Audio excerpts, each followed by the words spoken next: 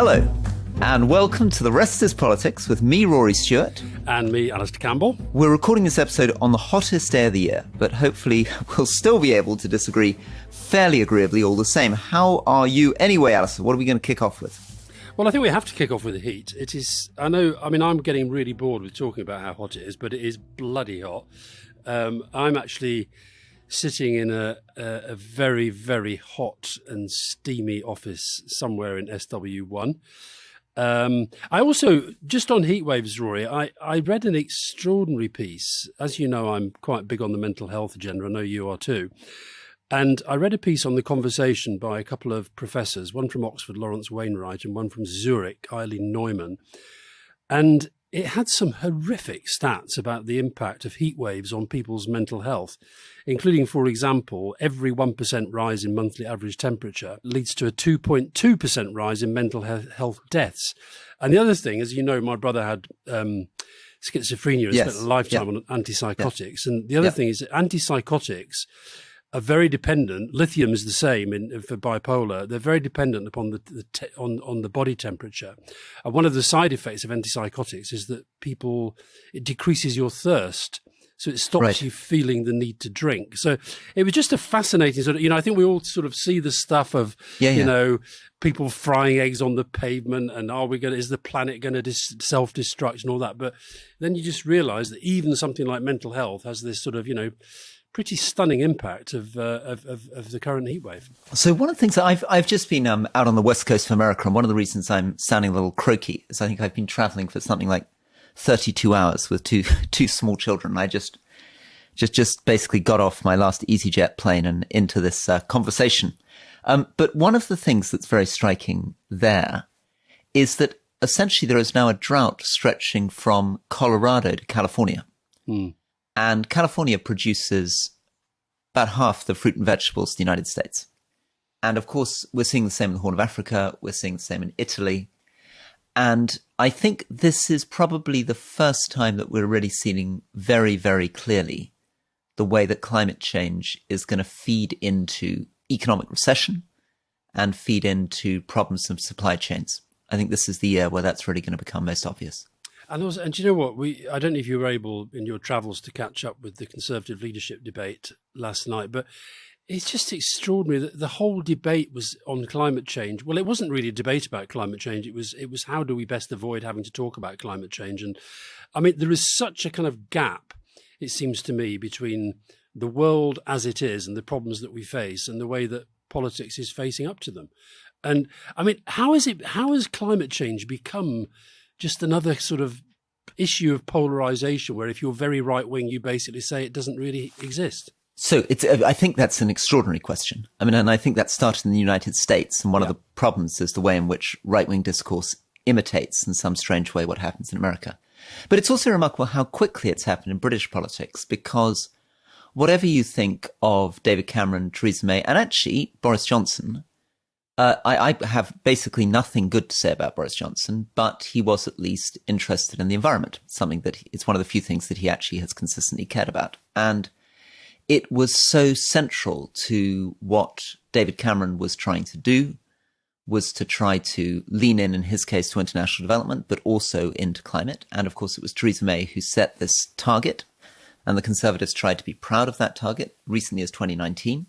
So it's very dramatic how quickly that's changed. And of course, one of the big reasons it's changed, and I was feeling this in the United States, where this is at a much more extreme level, is because what's happened with Russia-Ukraine and the problems with people's fuel and energy bills has really made people feel the economic consequence of the transition, the energy transition, in a way that they hadn't before. And I think we're just seeing the very beginning of this. I think there is now an enormous political opportunity for politicians all over the world to campaign against environmental policies, because increasingly ordinary people are going to be feeling the pain in their pockets. But that says to me that the real political leadership then is about confronting people with those realities. And I mean, I find this whole Kemi Badenoch thing, I find it really baffling, because I've now watched her very closely in two of these debates. I'll be honest, I didn't know that much about her beforehand beyond what I'd read. I cannot if there is a sort of superlative for underwhelmed, that is what she inspires in me. I see literally nothing that makes me think this person is a leader.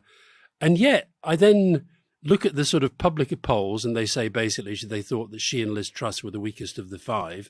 And then I look at the Conservative Home stuff and all these kind of right-wing, instant surveys that are done. She seems to be the darling of the right. And as you said last week, Michael Gove in there running her campaign.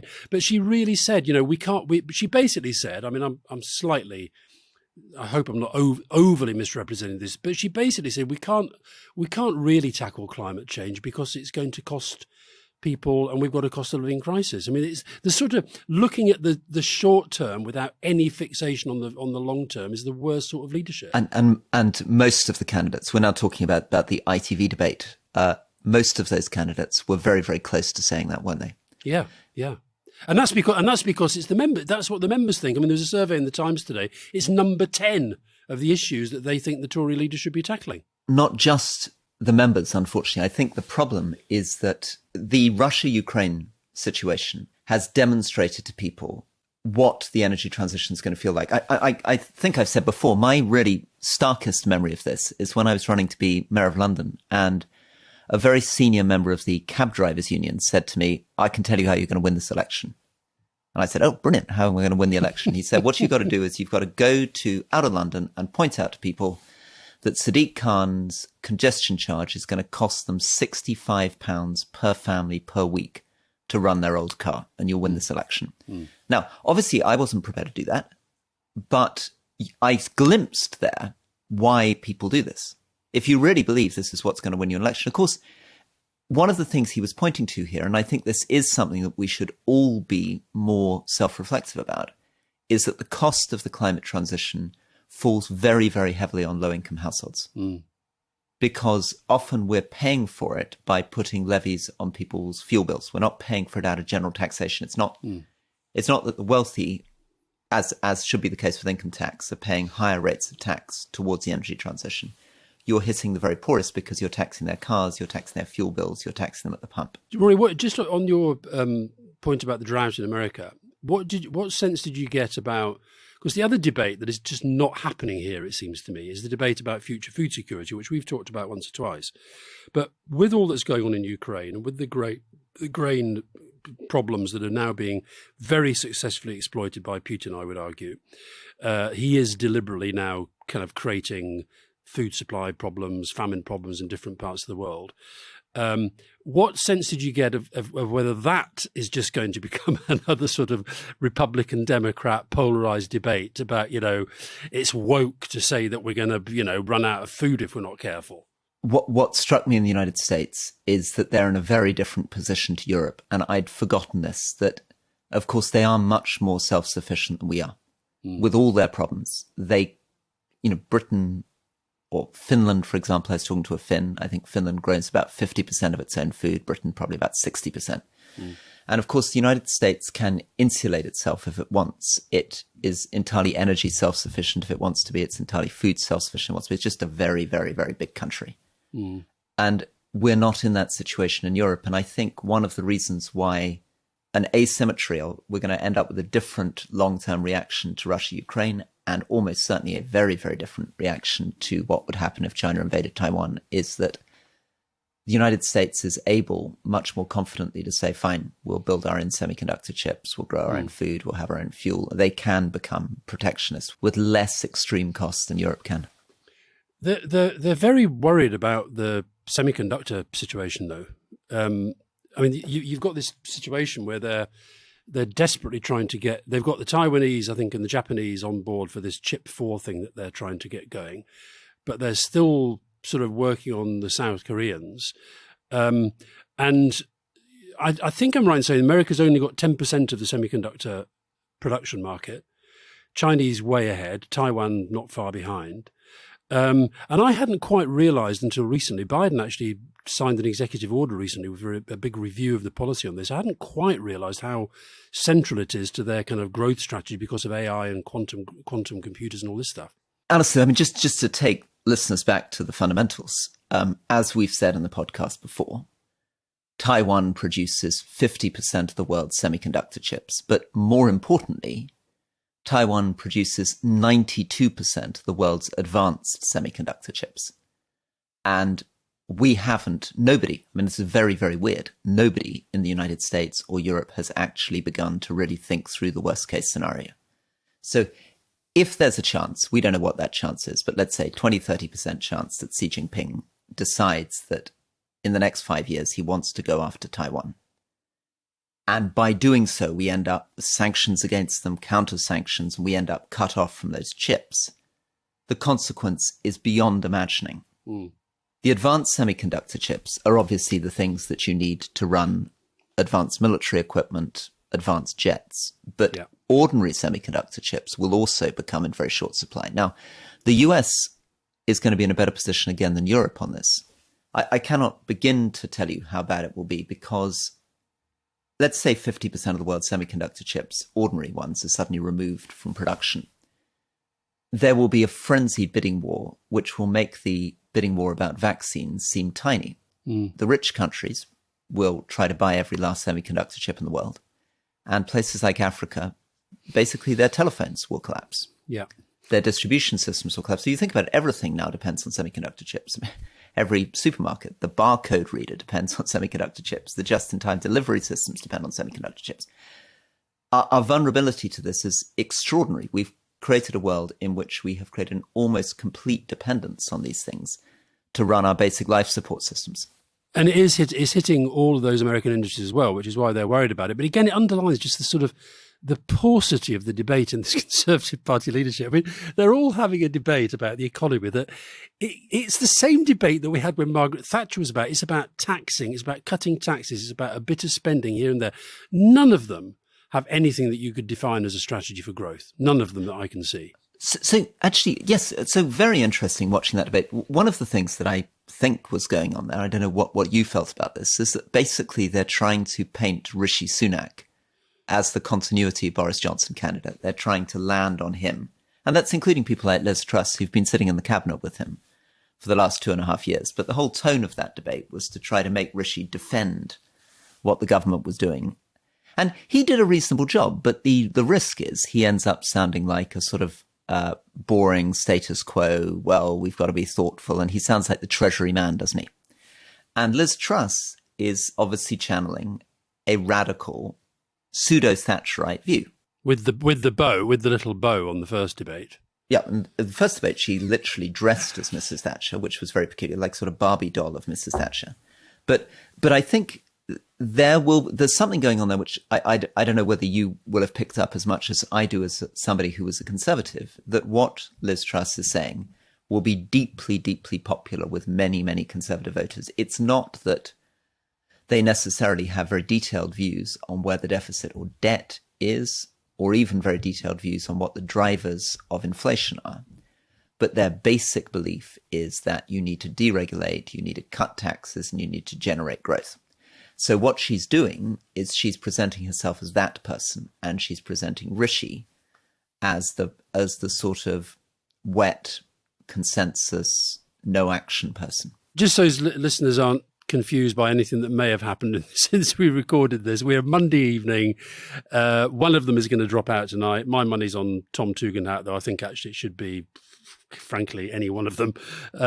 And we are basically digesting the fact that so bad have these debates been for the Conservative Party that the powers that be have basically pulled the plug on them and told them they can't debate anymore with any cameras there. Which, now that says to me, Roy, what is probably the least democratic way of choosing a prime minister anyway has now become profoundly more undemocratic when you can't even have a debate on TV. And those debates were pretty depressing. I mean, you can see why you don't want a third, in a way. I mean, what new are we going to learn? There's not much truth-telling going on, is there? I mean, no. When people were asked about Brexit, basically nobody mentioned Northern Ireland, the Northern Ireland Protocol. Mm. That's a very, very odd thing, isn't it? Or they talk about these fantasy economics figures without mentioning that it's taken 4% out of our GDP. And I think your point about Sunak, though, I think Sunak, look, I'm not a fan of Rishi Sunak at all, but I think of the five of them, he's the one who's coming over as kind of, a bit of a grown-up. he's trying to sort of give some sort of message that's rooted in the real world.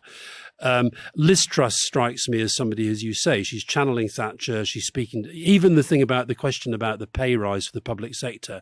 It was very kind of, don't be irresponsible. It was a message that they will want to hear. I think that Tom Tugendhat, I've got to be honest, I found very disappointing. Somebody in the swimming pool yesterday said to me, Rory, that he was a poor man's Rory Stewart. I don't know whether you're going to take that well or badly. Well, just after you told me he's been disappointing. Well, that's me saying that. The other person didn't necessarily. But I think what they meant by that was that he was the guy who was coming out of nowhere, but you actually came out of nowhere and made a bit of an impact. I don't feel he's made any impact whatsoever. One of the interesting things what he will have been thinking about, and I'm fond of him, but I think he concluded that I was too outspoken and too clear. So, for example, if I had been answering on Brexit, I would have said front and centre, this attempt to rewrite the Northern Ireland Protocol is a disgrace. Yeah. And he didn't do that. He's obviously decided that he needs to try. He's been quite practical. He's decided he needs to win over the Conservative MPs and the party members. And to do that, he's not prepared to go out on a limb on any of those things, really. He's also, and I think the other difference between me and him, is narcissistic of me to think about this, but I was more on the Rishi side. I was more on the sound money side. I was trying to say that I wouldn't cut taxes. I didn't think the economy allowed us to cut taxes. In fact, I wanted to increase spending on public services. Tom has very much been going for more cuts to national insurance, cuts to fuel duty. And that worries me a bit because I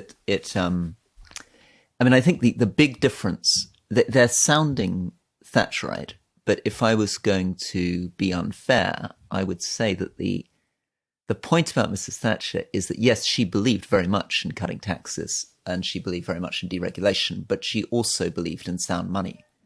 She wasn't trying to do it at a moment where you've got a debt to GDP ratio of about 100%. The other thing, Rory, you've got to say about Margaret Thatcher is that she sort of spoke in big, bold brushstrokes. This lot has been so piddling. I mean, and the fact that, just as I don't get the Kemi thing, I don't really get the Penny Mordaunt thing, to be honest. I find this whole sort of shtick of her, being a naval reservist, and there's been quite a lot of stuff about, well, is she really, and has she really served, and all this sort of stuff. And the trans debate, which I think it's just, the trans issues are serious, but the way that it's just become the kind of one thing that they're trying to, every time that Kemi Badenoch speaks, it's almost like she wants to get at, or I've got to get at Penny over the trans issue.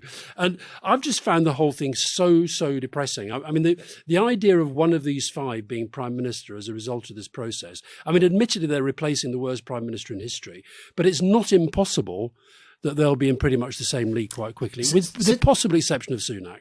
So it's interesting, the tone change too, looking back at that 2019 debate where we had the same number of people up. So 2019, it was Boris Johnson, Michael Gove, Jeremy Hunt, me, Sajid Javid. One big change, of course, is it's gone from being a bunch of, I would guess, overconfident white men, except for Sajid, to a much more diverse group. But also the nature of the debate has changed. If you watch those two debates, you realize that I guess Michael Gove, love him or hate him, is a incredibly hyper-articulate speaker. Every one of his 1 minute, 1.5 minute interventions were very, very carefully crafted, full of little jokes and references. These debates feel much less energetic, probably less aggressive. I mean, it doesn't have that kind of energy going on. Well, last night was aggressive between Sunak and Truss in particular. I felt very little love lost there. But also it's the way when they get their minute, Rishi suddenly goes into a sort of, I'm going to push my hands out in front and I'm going to really be energetic. I'm going to look straight down the camera. Liz Truss has the most bizarre hand movement. So the hands sort of move, they can't move separate from each other. Badenoch, she sort of, this thing about, she couldn't get her tooth mended for God knows how long it was. And you just think, this this isn't real. This isn't real. She's constantly talking about flipping burgers, and that's, overlooking the fact that she worked at one of the richest banks in the world and all this stuff. They've all just got their little stories. If Tom Tugendhat says one more time, we need a clean start, we need a clean break, a fresh start. And did you know he'd been in the military, Rory? He'd been in the military, Oh my God, has he been in the military? Honestly, it's just awful. So there's something going on there, isn't there? There's something about backstories. I'd like to see a forward story. Yeah, well, look at the anyone on Twitter, look at Rosie Holt's amazing spoof campaign video, which brilliant. I just think is just beautiful. She begins sort of blinking into the camera saying, "I'm here on this housing estate where my grandmother was born. She was a working class lass and she had her struggles. And then she married my grandfather." And then she shows a picture of this incredible upper class guy with a monocle. Yeah. And then she says, "And I'm sure he had his struggles too." Rosie Holt, she gets loads of people abusing her because they really think she is a Tory MP. It's so close to it, isn't it? She's got the tone so right, hasn't she? And did you see as well the other thing, this thing about how these people who are barely known by the public and barely known, a lot of them, by the membership. So somebody did a survey asking whether people, the Conservative members, whether they felt they knew a good deal about the contestants. And three of them, I think it was Tugendhat, Badenoch, and might have been Mordaunt, can't remember. Oh, no, it was one of the ones who was Braverman, beg your pardon, Suella Braverman, before she pulled out. They were on 5%. 5% of members thought that they knew a reasonable amount about these people. Somebody called Chris Stewart, no relation, Rory, and the reason he's no relation is because the name was invented. There is no MP of that name. There is no contestant of that name, but he was on 6%. Yeah, that's good. That's good. Pollsters should invent people more. That's very good. It's a good way of getting at that, isn't it? Listen, let's just to round off this question on the Conservatives. So I think the next stage, obviously I think everybody presumably is beginning to sense this, is beginning to become a standoff between Rishi Sunak on the one side and a more right-wing candidate on the other. I think it's going to be Liz Truss. I thought her performance, I'm not a fan, but I thought her performance on Sunday was much stronger than it had been in the previous debate. I believed her. I disagree with her, but I recognized in the way that she was speaking the kind of person that I worked with in government, and she somehow found a tone to say things that she clearly believes in. And I think she does believe in cutting taxes, and I'm sure she will cut taxes and she will deliver in that way. Yeah, so I think she managed in that debate on Sunday night to make herself look like the key standard bearer against Rishi. Do you agree? I think she was certainly stronger than she was in the first debate, and she was speaking absolutely directly to the electorate. She was speaking to the members. Every little sort of drum that she was beating was aimed at them rather than the public. I don't think she cares about the fact that the public don't like her very much. I thought Penny Mordaunt was weak on both the debates. I think she just comes over as a bit kind of not standing for very much. I think she's trying to sort of be too clever by half in saying this is not the place to say what we want to do and set out budgets and so forth. And so I think it is coming down to Sunak against Truss. And I the Tory party membership better than I do, but I think there is a very strong anybody but Sunak thing going on. So just to finish on this, because and to pay a bit of a tribute to Tom Tugendhat, because I think he is the guy who deserves huge credit for standing up against Boris Johnson, for not being a minister in his government. I think he's been a really impressive. He's made something of being chair of the Foreign Affairs Select Committee. I mean, one of my experiences. I wouldn't disagree with that. I don't think he's been very good as a campaigner in this election. He was quite good in the first debate, I guess. He had a certain kind of presence and confidence in the first debate. Yeah, I think he got a bit smug in the second one, and I think he got too fond of his little one-liners. I don't know. It struck me as it just felt like it was all a bit of a game, the whole thing. I could be completely wrong, and I may be maligning him unnecessarily, but I wasn't impressed in the second debate. Should we take a break, Rory? We talked enough about these people. Yeah, let's take a break.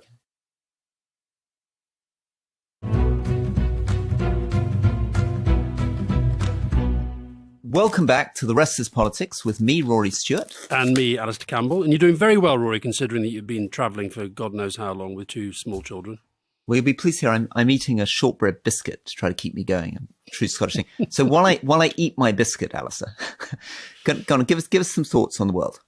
Thoughts on the world. Well, first of all, let's just stick with you were talking about Taiwan, and during the break, I was looking at an email, and I think we can see this as kind of live journalism. Dear Mr. Campbell and team, I think that means you, Roy. I think you're now seen as my team. I'm a journalist at Commonwealth Magazine, known in Taiwan for its in-depth reporting. We're currently working on a short documentary about how the global trend towards populism has manifested itself in Taiwan, both in the failed KMT leadership contender Han Kuo-yu and certain elements of the incumbent Democratic People's Party. Inspired partly, they're reading the right books, by Moises Naim's recent book, The Revenge of Power, about which, as you know, I'm obsessed, we're looking to make this a comparative piece and situate Taiwanese populism in its proper global context. And therefore, Rory, he goes on, as an avid listener of your podcast, I know that you both have excellent expertise and relevant first experience of the rise and fall of Boris Johnson. Not only this, but it's clear you have a keen interest in Taiwan and the Taiwan-China issue. We would be honoured if you could join us for a short interview to share some of your insight into these issues. So look, Rory, why don't we use this as the press office function? We don't have time to do the interview, but Rory is now going to give you a few words about populism in Taiwan. Go. Okay, well, here we go. So firstly, for listeners who've haven't been following assiduously every second, Moses Naim, who is Alastair Campbell's great hero of the moment, comes up with 3 Ps, which Alastair will remind us are populism, polarization, post-truth, and post-truth. Yep. Populism, polarization, and post-truth. And actually, this is really becoming a very interesting framing. I saw the president of Colombia recently, and that was the current president who's just coming to the end, about to be replaced by a left-wing populist. And that was absolutely what he said to me. He said, the one thing you need to understand about Latin America, he didn't credit Moses Naim or Alastair Campbell, but he produced the 3 Ps. Populism, polarization, post-truth. And I think that what's happening in Taiwan is simply must be part of a much, much bigger global phenomenon, because it's obviously no coincidence. It happens in Brazil and India and Poland, and in its own way in Britain and in Trump's America and right up and down Latin America. And by the way, Imran Khan had his party had a bit of a big electoral success this week. There was a big regional election, which he did really well in. Yeah, we've been warning about, haven't we, on the podcast? Yeah. So it's one of the things we talk about, that people think that you can simply get rid of these guys and they go away. And this is one of the things that I'm slightly neurotic about with Boris Johnson. You think, and I think this is the best case scenario, that he's going to go off and just try to make some money giving speeches and writing a useless book on William Shakespeare. But I think, I almost said Winston Shakespeare. That's putting his 2 books together, isn't it? But I think there's a risk, actually, for him, as for all these characters, that they try to fall back on a particular base that believes they've been wrongly treated. You can see him even in his speech today. We're speaking today on Monday evening, where he's just given this big barnstorming speech. In the I didn't see it. Did you watch it? I caught bits of it. I mean, it's him in his full barnstorming kind of rhetorical behavior. And I think what is interesting is that obviously we all see on television people being interviewed, and we meet people. I just met someone in Cumbria who very much felt that Boris Johnson had been badly treated and he'd been betrayed by his MPs and he was their guy. And I am very worried that he may try to feed off that narrative, and he may try to have that his competitiveness may drive him to try to come back into British politics in the way that Donald Trump and Imran Khan do. He may even fancy a new party, which would be quite good. It'd be good if it was the right that split with all these parties rather than the progressive left. But I also don't you think, Rory, that people will, however, be so. Last in the TV debate, on the ITV debate, Julie Etchingham asked them all to raise their hand if they would put Boris Johnson into their cabinet, and not one of them would. Now, there will be people who are saying that's just disloyal and etc. But what does it say about this point? She asked them whether they would call a general election, and they all said no. But they're basically running on a ticket that says, we've had a terrible government and a terrible prime minister, and I'm going to change it all, but I don't think I should put myself before the British people. It should only be decided by these ageing Tory party members. That's true. Although, as we said, I think in last week's episode, it is remarkable that it's the exception rather than the rule of people actually coming in under a general election. Remember, Gordon Brown came in the same situation. Gordon Brown taking over from Tony Blair, same thing. Yeah, well, I came think in midway through. Yeah, he did come in midway through, but he came through with Tony Blair's support. This lot are all now distancing themselves from the guy that very recently they were sitting around the cabinet table laughing at all his jokes and saying that everything he did was wonderful. So listen, just briefly, you've been in the States. What's your sense on where we are in US politics at the moment? So I think one statistic that's very interesting, support for Trump amongst Republicans a few months ago was 90%. Shocking that 90% of Republican voters supported Trump. It's now down to 60%, but that's still a very, very big number. Do you think this is because of the hearings, which have been pretty horrific for him, I think? They have been unbelievable. Absolutely unbelievable. He, being the narcissist he is now trying to disrupt the midterms by threatening to announce that he's going to run as president, which will be actually damaging for the Republicans. So they're begging him not to. And he's trying to, what he essentially does is he sits in Florida, as we know, watching television. And his price for not saying that he's going to run again before the midterms is to have all these candidates out there saying nice things about him on television. So he keeps sending them texts saying, you weren't nice enough about me on telly. Maybe I'm going to go out and announce that I'm going to run again before the midterms. And then so essentially, yeah, he sits there eating burgers, watching Fox News and wants everybody to get up there and defend him ferociously. It's horrific. Fox News has been a really malign influence on the planet, I would say. Yep, I'm with you on that. Okay, now, here's the big thing that I came with. I now think that we are going into a 1970s style global recession. In other words, a decade of lost growth. And I think a lot of things are coming together. One of the things is something we talked about, which is the heat wave. Because actually climate change is going to cause big, big problems on supply of food. I think the security crisis, obviously in Ukraine, is driving up the cost of fuel. Security tensions with China will drive more and more people to try to onshore. There's going to be more and more protectionism as they disentangle the global economy. And of course, the reason we haven't had any inflation for 40 years is a large part not to do with the genius of the Bank of England, which is what Rishi Sunak was saying, but it's a great deal to do with the fact that China has been producing incredibly cheap goods. China has basically kept inflation under control. Add to that demographics. Our populations are getting older. Add to that, we're less and less keen on immigration, so we're not bringing in enough young, talented people. So rising costs of production, climate change, older population, not enough young immigrants coming in. And add to that, I think that we're going to go into a world of cyber warfare. And finally, Rory, I talked earlier about the heat wave having a deleterious effect on my mental health and the mental. This is not helping. I'm going to come on to. Did you see the latest growth figures from China were an absolute car crash? 0.4% in the second quarter, which is the lowest since records began in 1992, apart from the 6.9% contraction at the start of COVID. And a lot of that, and they're still doing the zero COVID strategy. They've still got this massive property slump. Shanghai GDP is down 13.7% year on year. It's unbelievable. And they've got a 5.5% growth target, which they now reckon is impossible. And of course, the only way in which they have been achieving it is by extraordinary weird bits of financial management, weird bits of debt. One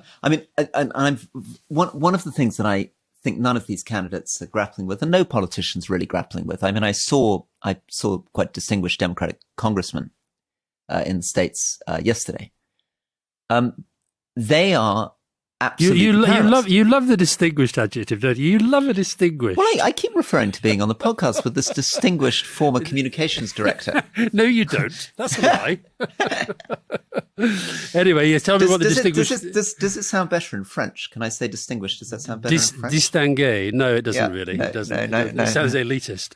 So tell me what this distinguished congressman said. Okay, so what distinguished congressman said is, of course, their big issue is inflation, cost of living.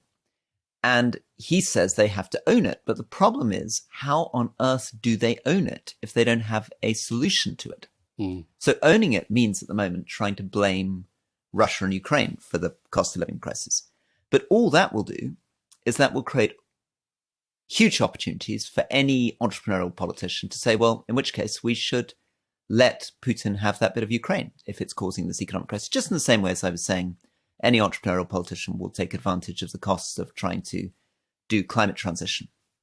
What was your sense in the States? There's a lot of kind of commentary around Europe, I would say, and I've seen a little bit in America, but you'll have been closer to it. That the idea that Putin is sort of quite happy with where things are at the moment. I think that the American national security establishment remain very convinced that if they can get enough weapons and the right kind of high quality weapons to Ukraine, Ukraine can push back hard. Now, that may just be that the generals are constitutionally incapable of not being optimistic. So their optimistic story is that Ukraine is better at mobilizing manpower and it's got better equipment, and that the sanctions are beginning to hit Russia. Their high-tech equipment can't be maintained or replaced. The United States, the amount they've shipped in there is beyond imagining.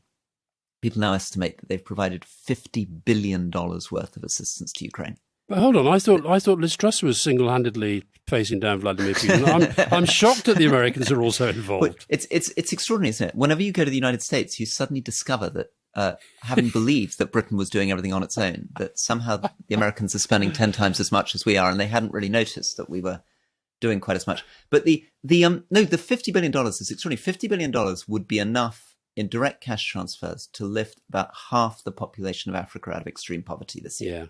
Yeah. I mean, that is a lot of money. Oh, no, listen, I don't think Joe Biden gets nearly enough credit for what he's been trying to do. He had a very tricky trip to the Middle East. And there was, we talk about the way that the world has changed. For an American president to go to the Middle East and the Israel-Palestine question, yes, he addressed it to some extent, but it was so far down the agenda. His big thing was actually trying to repair some sort of relationship with the Saudis in order to try and drive down the price of fuel. I mean, we're back to the cost of living. And it's really difficult, isn't it? Because we, since the early 90s, have had a vision that we can build a coalition of democracies. And of course, we failed to do that. What we've got is a situation in which if the world is getting into great power confrontation, many of the allies that we need are not democracies. And that's going to be very uncomfortable. And it also is, I think the other thing that the United States is deeply critically aware of at the moment is that they fear they're losing legitimacy, that the world increasingly sees them as hypocrites. I mean, it's been very, very traumatic for the Biden administration to see how brutal Pakistan has been in its refusal to join on. Well, I think somebody produced a statistic that 8 out of 10 of the most populous countries in the world refuse to back the United States on Russia. Yeah, absolutely. We kid ourselves that the world is united against Russia. It just hasn't happened. I was at Sandhurst Military Academy this week, Rory, with the Army Leadership Centre. I'm sure they'd welcome you there as well. And I was reading later the latest iteration of the Army Leadership Doctrine. And it's very heavy on values, standards, ethics, and integrity. Now, I was very careful not to be too political down there. I'm well aware that you can't really do that when you're with the military. But they had this document had a wonderful page on what it called toxic leadership, which it defined in this way: autocratic, narcissistic, manipulative, intimidating, overly competitive, and discriminating. I am recommending that this book is read by whoever becomes the next prime minister. Well, and I'm with you. I mean, I think, and this is one of the reasons why it's been the soldiers, why it's been Tom Tugendhat and Tobias Ellwood and Johnny Mercer who were quite quick to call out Boris Johnson. I mean, they particularly are incredibly sensitive to this and are most likely to be disgusted by this stuff because it's absolutely driven into people that you follow leaders who you admire for their integrity and their honor, and you don't follow people that you think are. Yeah. Now listen, should we try to close with a few questions? Francesco. Oh my. Yeah. Francesco Papalia. I like this one because she takes you to task over something. What do you make of Draghi's attempt at a resignation last week, and what are your more general opinions on Italian politics? And Rory, it's Lake Como, not Cuomo. There is no U after the C. Okay. That's really good. I somehow I think I got the governor of New York in there, didn't I? That's what's going on there. Yeah. So Lake Como, yeah. But it was fascinating. There's old Draghi. He gets, no pun intended, dragged in to be prime minister of a sort of, a kind of managerial technocratic government. He does a pretty good job. Italy's reputation seems to be growing. And then he has this, because we're back to the thing about the populist virus, the 5-star movement. They won't support him on a major thing that he's trying to do. And he goes to the president and says, I'm resigning. The president says, no, you're not. It's extraordinary, isn't it? It's mesmerizing. Well, thank you all so much for listening. And we've got a very special guest coming in. So who we find out more about shortly. So we're going to finish this episode, but thank you so much. And it's goodbye from me, Rory Stewart. And me, Alastair Campbell. See you soon.